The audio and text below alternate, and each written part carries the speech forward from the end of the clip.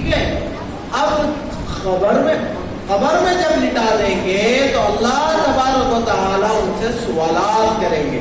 فرشتوں کے ذریعے سے سوالات کروائے جائیں گے کہ 2 فرشتے آئیں گے. یاد رکھو تھوڑا تھوڑا سبق انشاءاللہ بار بار پڑھنے سے یاد ہو جائے گا. قبر میں ہم سے کیا ہوں گے؟ کوشچنز ہوں گے. کیا ہوں گے؟ سوالات ہوں گے. جو جسم میں ڈال دے کے چلے گئے تھے, روح نکال لیے تھے, پاور واپس جسم میں آ جائے گا. پاور جسم میں آ گیا. اور کیا ہوگا؟ 2 فرشتے آئیں گے, منکر نکیر. ان کا نام ہے منکر, ایک کا نام منکر, دوسرے کا نام نکیر. یہ 2 فرشتے آئیں گے, بڑے ڈینجر فیسز لے کے آئیں گے. یہ دانت کسی آدمی کے تھوڑے بڑے ہیں تو ذرا فیس ڈراؤنا ہو جاتا. یہ دانت زمین تک ہے تو کیسا دکھیں گے؟ ویسے ڈینجر فیس لے کے آئیں گے. یہ دانت زمین کے اندر جا رہا, ایسا ڈراؤنی فیس لے کے اب آ رہے تو آدمی ڈر جائے گا. لیکن جو ایمان والے ہیں وہ نہیں ڈریں گے. آگے ان سے سوالات کریں گے. 3 سوال یاد رکھو. یہاں ہم اپنی بات کو ختم کریں گے. اس سلسلے میں کتنے سوالات کریں گے؟ من ربک, میرا رب کون ہے؟ میرا رب اللہ ہے. آپ کیا کریں گے؟ اس کا عربی میں یاد رکھو. من ربک, یہ کیا ہے؟ کوشچن ہے. کیا ہے؟ سوال ہے. آپ سے پوچھا جائے گا.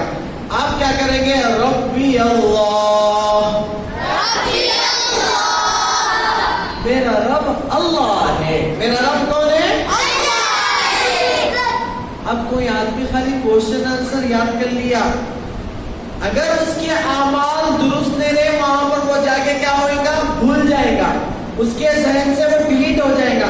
ہم یہاں دنیا میں بھی ایگزامز کے لیے بہت سے آنسرز یاد کر کے جاتے. ایگزام ہال میں بیٹھے پیپر پہ نہیں لکھ سکتے. لکھ سکتے پورے میں یہ یاد کر رہا تھا, یاد نہیں آ رہا ہوتا نا. تو ویسے ہی صرف یہ کوشچن آنسر رکھ لینے سے, اس کو یاد کر لینے سے کچھ نہیں ہوگا, بلکہ جو لوگ نیک رہیں گے ان کو وہاں پر وہ خود بخود آنسر اللہ تبارک و تعالیٰ یاد دلا دیں گے. ہاں میں تو عربی نہیں آتی نا, انہوں عربی میں کوشچن کرے تو میں کیسا آنسر دوں؟ اللہ تعالیٰ اس کو یاد دلا دیں گے جو اللہ کے فرمانبردار بندے اور بندیاں ہیں. تو سب سے پہلا کوشچن کیا ہے؟ من ربک, رب کون ہے؟ تو ہم کیا بولیں گے؟ ربی اللہ. میرا رب اللہ ہے. میرا رب کون ہے؟ دوسرا سوال ہوگا ما دینک,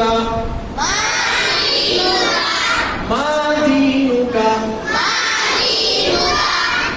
تیرا دین کیا تھا, تیرا دین کیا ہے؟ اس کا جواب کیسا ہے؟ دینی الاسلام. میرا دین اسلام ہے. میرا دین سمجھ میں آیا نا بیٹا؟ دین کے بارے میں پہلا سوال اللہ کے بارے میں. تو کس کو رب مانتا تھا؟ جو اللہ کے علاوہ کی عبادت کرتا تھا اس کی زبان سے اللہ کا نام نکل سکتا نہیں. اللہ کے علاوہ سے ہم کبھی نہیں مانگیں گے. اللہ کے علاوہ کسی اور پر بھروسہ نہیں کریں گے. اللہ کے علاوہ کسی اور سے نہیں ڈریں گے. ٹھیک ہے نا؟ جو بندہ ایسا ہوگا اس کی زبان سے کیا نکلے گا؟ ربی اللہ. اب جو دنیا کی زندگی میں اسلام کو فالو کرا, اسلام کے اوپر اس کی زندگی گزری, اس کی زبان سے اسلام کا نام نکلے گا نا. ہم کھانا اسلامی طریقے سے نہیں کھاتے, پانی اسلامی طریقے سے نہیں پیتے, ڈریس اسلامی ہمیں نہیں چاہیے, ہمیں سونا چلنا پھرنا اٹھنا بیٹھنا اسلامی طریقے سے نہیں چاہیے. خالی مسجد میں آ کے اللہ اکبر بول کے نماز پڑھتے. تو جب ہمارے سے اگر فرشتہ پوچھے تمہارا مذہب کیا تھا بولے تو جب اسلام بول کے نکل سکتا نہیں نکل سکتا. ہم کھانا کھائیں گے اسلامی طریقے سے, ہم پانی پئیں گے اسلامی طریقے سے, ہم سوئیں گے تو اسلامی طریقے سے سوئیں گے, ہمارا چلنا پھرنا اٹھنا بیٹھنا